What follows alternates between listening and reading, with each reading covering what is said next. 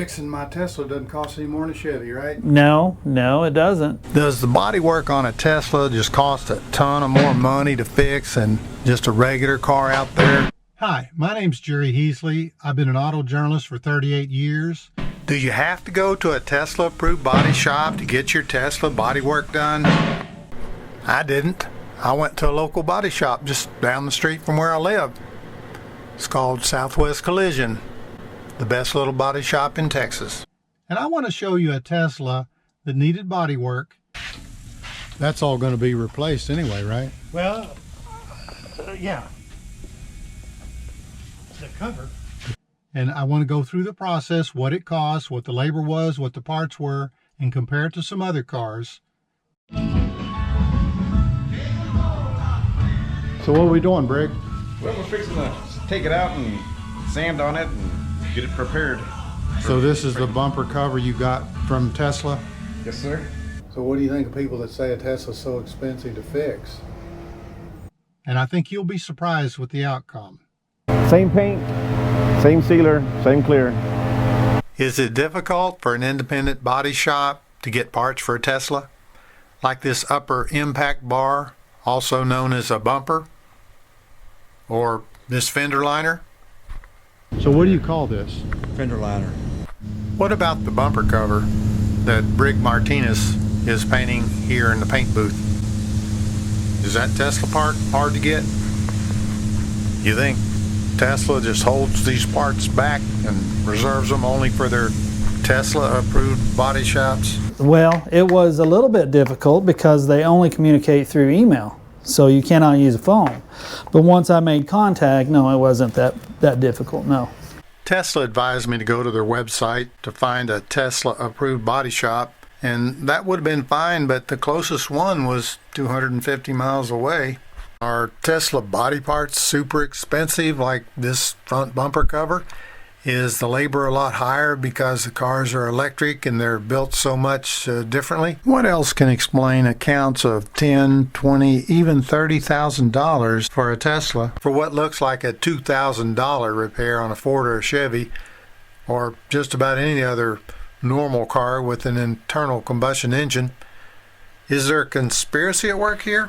Here's one of those minor body repairs that if you just had an internal combustion engine under that hood would be real cheap, right? But you come back and hit right here and push that pad right there, bent that, which in turn cut your bumper.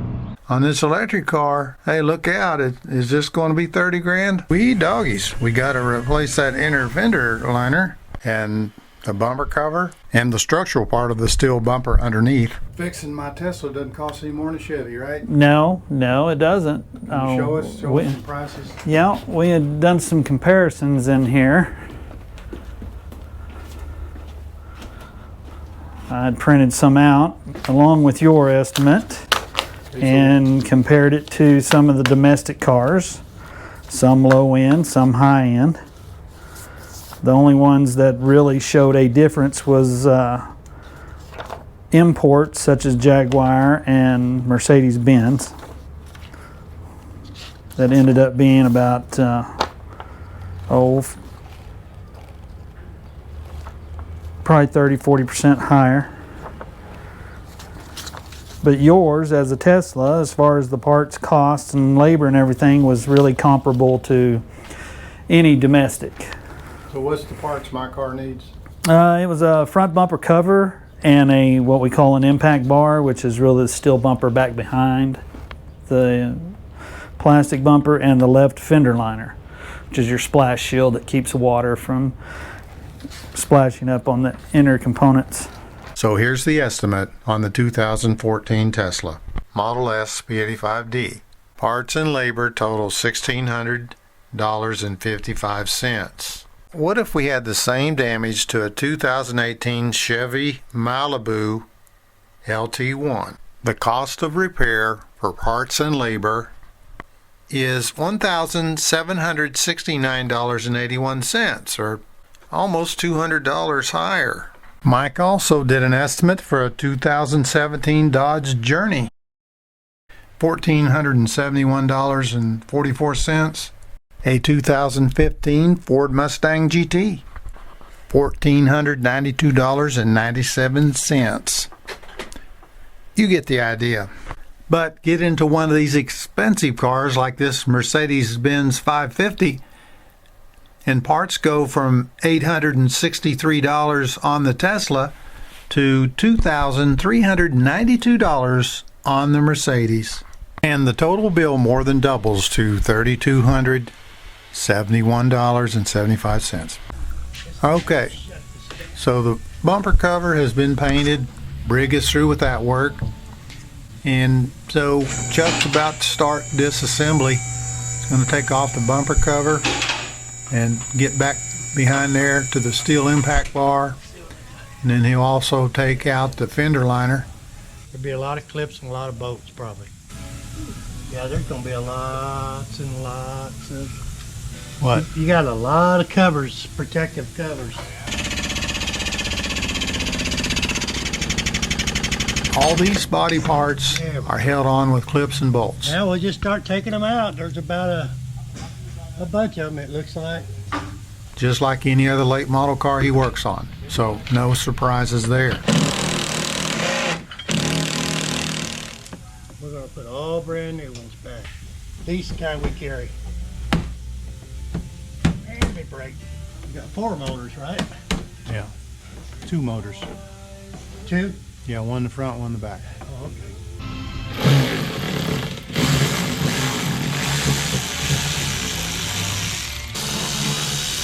And then I will get my favorite guy that I like to have help me take this bumper off, Craig Stone over here. There's going to be stuff here that I've just got to figure out as I go. Like, I give Chuck and all the guys at Southwest Collision a lot of credit here. I mean, I tried 2 other body shops for estimates and both of them turned me down. They weren't going to work on a Tesla. Scared them off. But not these boys. If there was wiring involved or sensors, would you then turn it down, or could you still do it? Oh, I'm sure there ain't much of nothing I couldn't do. I just, I'd have to figure it out to see what's going on. I wouldn't be scared of it, let's put it that way. I'll give a little bit of this and a little bit of that. Tesla's an all-American car. Made in Fremont, California.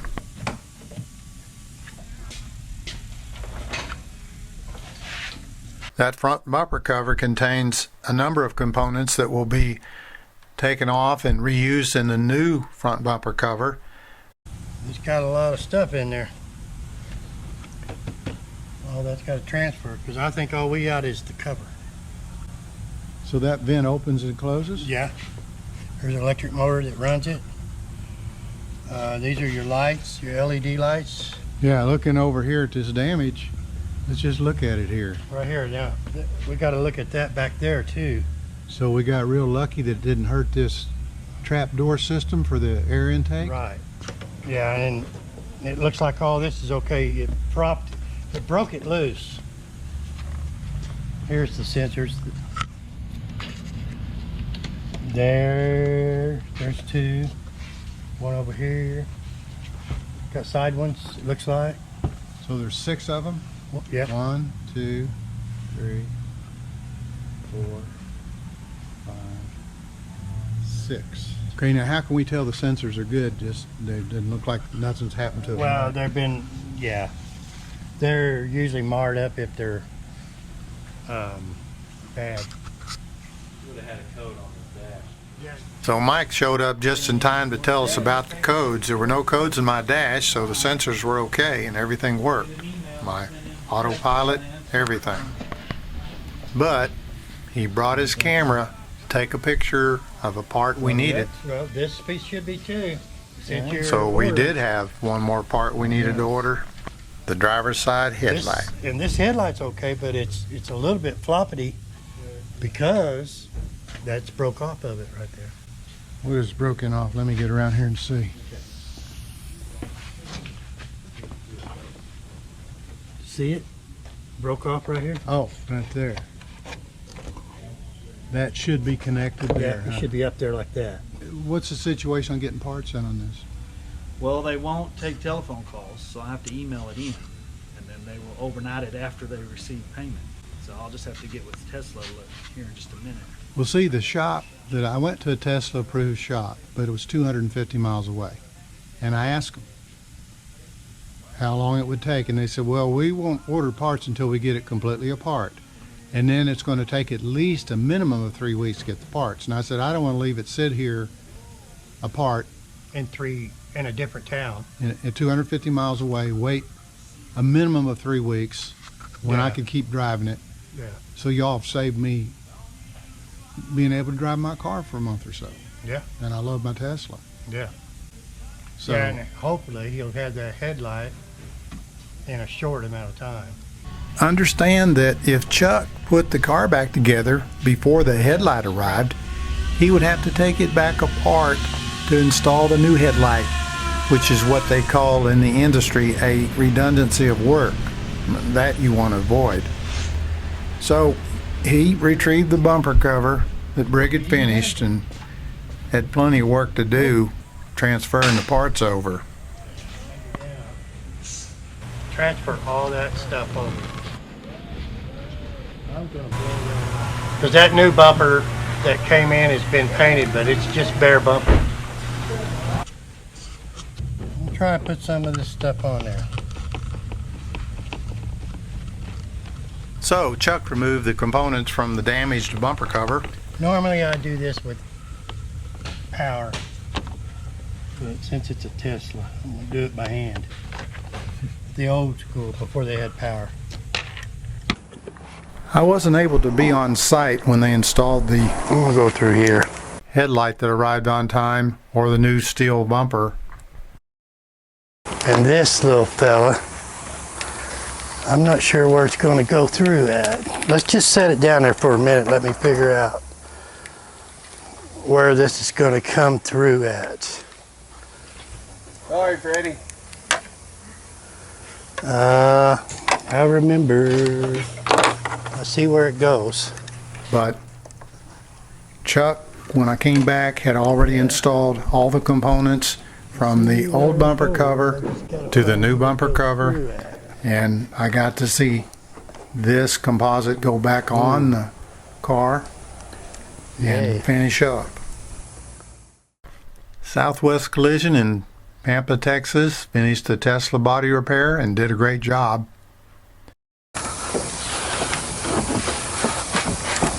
That's a tight fit, ain't it? I think this is it's going to work out pretty good. And for less than the same body work on a Chevy Malibu.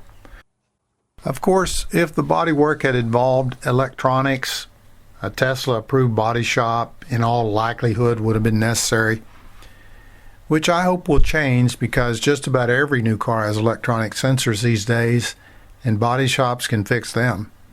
Cadillac, for example, has Super Cruise, which is similar to autopilot on my Tesla Model S.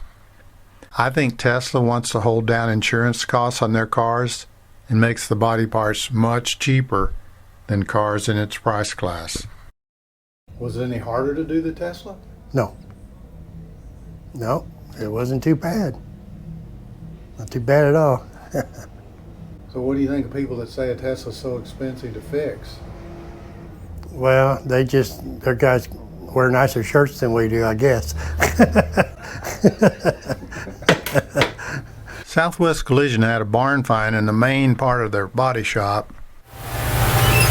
So let's go have a quick look at it. And there it is off to the right. You know, these body shops, they get leads on old cars and they got the facility to fix them up, so. Oh, this is a 79 International Scout.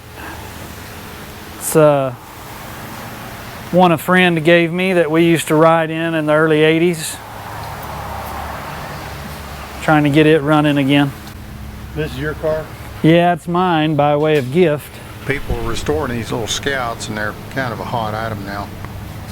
So you're a car enthusiast then? No, I like stuff.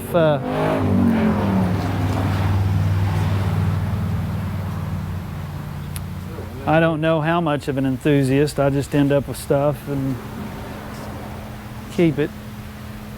Yeah, right, Mike, like your 72 Ford 460 powered F-150 Ranger XLT pickup parked in the drive there. Hey, where'd you get that nice paint job?